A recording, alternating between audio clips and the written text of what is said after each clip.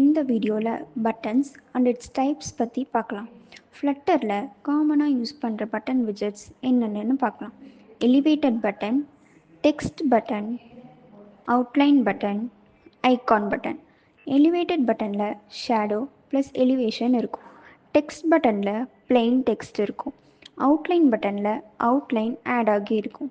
Icon பட்டனில் icons add ஆகி இருக்கும். இப்போது கோடில் சில்ட்ரனுக்குள்ள எலிவேட்டட் பட்டன் டிஃபைன் பண்ணணும். ஆன் ப்ரெஸ்ட் அப்படின்றது பட்டன்ஸோட இன்பில்ட் ப்ராப்பர்ட்டி. அதுக்குள்ளே நம்ம ஃபங்க்ஷன்ஸ் டிஃபைன் பண்ணிக்கலாம்.